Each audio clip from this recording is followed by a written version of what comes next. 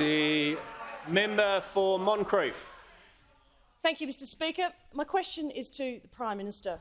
Will the Prime Minister please inform the House how the Morrison government is continuing to deliver on its plan to secure Australia's path forward to a stronger and more secure future on the other side of the COVID-19 pandemic?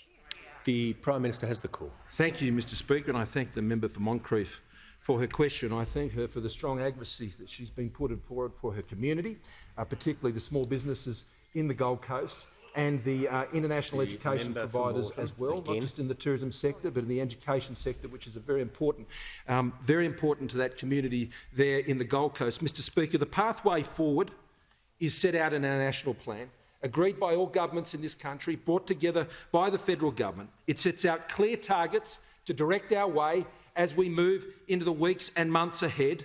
It builds on the achievements that Australians have been able to achieve, Mr Speaker, in our COVID response over the course of the last 18 months.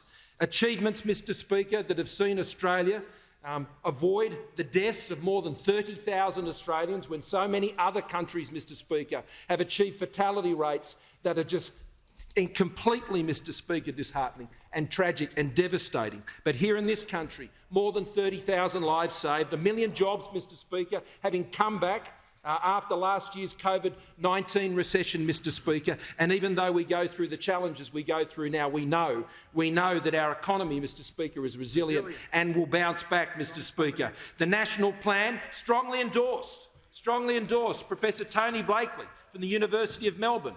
What do I make, he asks, of the national plan announced by the federal government?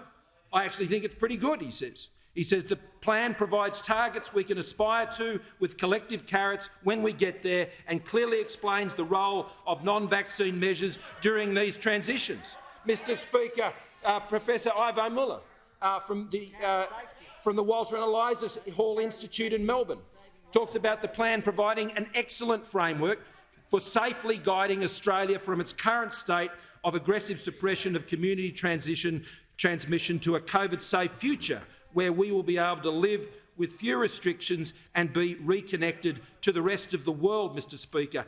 The national plan that this government has led, Mr Speaker, that has framed and secured the support of all Australian governments, Mr Speaker, at the state and territory level, does provide the pathway forward. But right now, we need to focus on the achievements that are necessary in the first phase, and that is to suppress the virus. Because the stronger we go into the next phase, Mr Speaker, the better it will be for all Australians in that next phase as we reach those 70% and 80% targets. But now we must keep those cases as low as we possibly can to ensure we go into the next phase in the most strongest possible position. Now, in response to the last question, Mr Speaker, the vaccination program is hitting its marks. 14.2 million now, Mr Speaker, more than an average of 200,000 a day, 255,964, more than 250,000 Australians vaccinated in one day, Mr Speaker, in one day.